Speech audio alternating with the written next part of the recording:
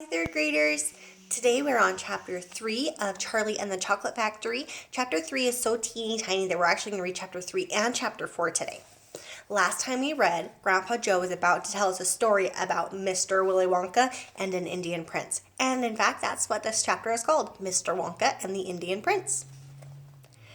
Prince Pondicherry wrote a letter to Mr. Willy Wonka, said Grandpa Joe, and asked him to come all the way out to India and build him a colossal palace entirely out of chocolate. Did Mr. Wonka do it, Grandpa?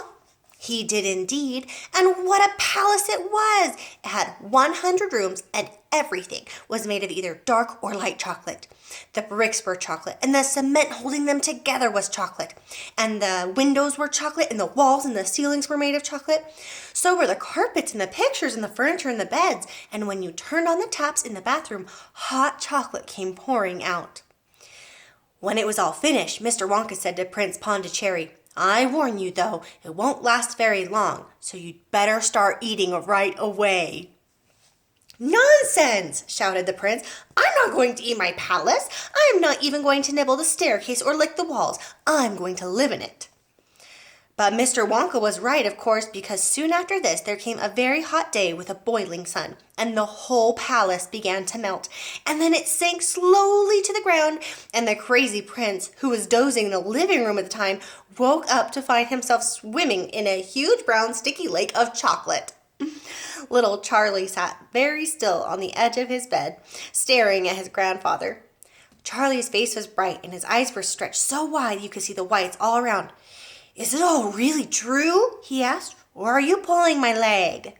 "It's true!" cried all four of the old people at once. "Of course it's true. Ask anyone you like." "And I'll tell you something else that's true," said Grandpa Joe, and now he leaned closer to Charlie and lowered his voice in a soft, secret whisper. "Nobody ever comes out." "Out of where?" asked Charlie. "And nobody ever goes in." "In where?" asked Charlie. "Wonka's factory, of course." "Grandpa, what do you mean?" "I mean workers, Charlie." "Workers?" "All factories," said Grandpa Joe, "have workers streaming in and out of the gates in the mornings and evenings, except Wonka's. Have you ever seen a single person go into that place or coming out?" Little Charlie looked slowly round at each of the four old faces, one after the other, and they all looked back at him. They were friendly, smiling faces, but they were also quite serious. There was no sign of joking or leg pulling on any of them. "Well, have you?" asked Grandpa Joe. I really don't know, Grandpa," Charlie stammered. "Whenever I walk past the factory, the gates seem to be closed." "Exactly," said Grandpa Joe. "But there must be people working in there." "Not people, Charlie. Not ordinary people, anyway." "Then who?" cried Charlie. "Aha! That's it, you see. That's another of Mr. Willy Wonka's cleverness." "Charlie, dear," Mrs. Bucket called out from where she was standing by the door, "it's time for bed. That's enough for tonight." "But, Mother, I must hear—" "Tomorrow, my darling." "That's right," said Grandpa Joe. "I'll tell you the rest of it tomorrow evening." All right, now we're on chapter 4. This one's called The Secret Workers. The next evening, Grandpa Joe went on with his story. "You see, Charlie," he said, "not so very long ago there used to be thousands of people working in Mr. Willy Wonka's factory. Then one day, all of a sudden, Mr. Wonka had to ask every single one of them to leave, to go home, never to come back." "But why?" asked Charlie. "Because of spies." "Spies?" "Yes, all the other chocolate makers, you see, had begun to grow jealous of the wonderful candies that Mr. Wonka was making, and they started sending in spies to steal his secret recipes. The spies took jobs in the Wonka factory, pretending that they were ordinary workers, and while they were there, each one of them found exactly how a certain special thing was made." "And did they go back to their own factories and tell?" asked Charlie.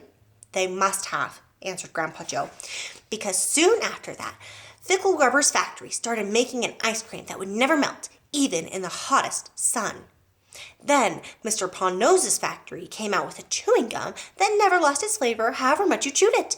And then Mr. Slugworth's factory began making candy balloons that you could blow up to huge sizes before you popped them with a pin and gobbled them up. And so on and so on. And Mr. Willy Wonka tore his beard and shouted, 'This is terrible! I shall be ruined! There are spies everywhere! I shall have to close the factory!'" "But he didn't do that," Charlie said. "Oh, yes, he did. He told all the workers that he was sorry, but they would have to go home. Then he shut the main gates and fastened them with a chain, and suddenly Wonka's giant chocolate factory became silent and deserted. The chimneys stopped smoking, the machines stopped whirring, and from then on not a single chocolate or candy was made. Not a soul went in or out, and even Mr. Willy Wonka himself disappeared completely. Here's our first picture. This one doesn't have as many as Matilda, but they are still fun pictures. There's Grandpa Joe and Charlie. Months went by, Grandpa Joe went on, but still the factory remained closed, and everybody said, "Poor Mr. Wonka, he was so nice, and he made such marvelous things, but he's finished now, it's all over." Then something astonishing happened. One day, early in the morning, thin columns of white smoke were seen to be coming out of the tops of the tall chimneys of the factory. People in the town stopped and stared. "What's going on?" they cried. "Someone's lit the furnaces. Mr. Wonka must be opening up again." They ran to the gates expecting to see them wide open and Mr. Wonka standing there to welcome his workers back. But no, the great iron gates were still locked and chained as securely as ever, and Mr. Wonka was nowhere to be seen. "But the factory is working," the people shouted. "Listen, you can hear the machines. They're all whirring again, and you can smell the smell of melting chocolate in the air."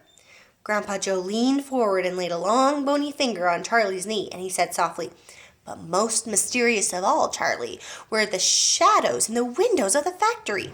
The people standing on the street outside could see small dark shadows moving about behind the frosted glass windows." "Shadows of whom?" said Charlie quickly. That's exactly what everybody else wanted to know. "The place is full of workers," the people shouted, "but nobody's gone in. The gates are locked. It's crazy. Nobody ever comes out either." But there was no question at all, said Grandpa Joe, that the factory was running. And it's gone on running ever since for these last 10 years.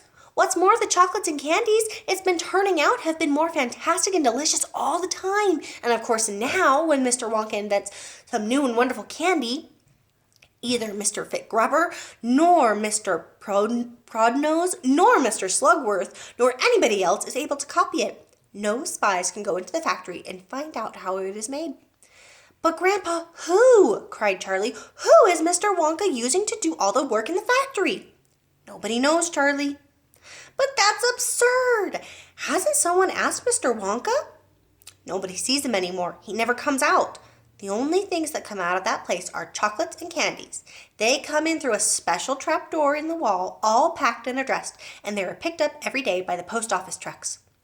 "But Grandpa, what sort of people are they that work in there?" "My dear boy," said Grandpa Joe, "this is one of the great mysteries of the chocolate-making world. We know only one thing about them. They are very small. The faint shadows that sometimes appear behind the windows, especially late at night when the lights are on, are those of tiny people no taller than my knee." "There aren't any such people," Charlie said.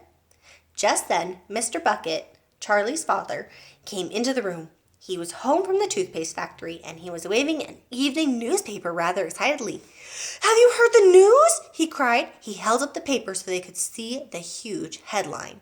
The headline read, "Wonka Factory to be open at last to a lucky few." There's the headline. Oh my goodness. Okay, we're on chapter 5 tomorrow. It's called The Golden Tickets. Oh, I can't wait. Okay, I will see you then. Bye.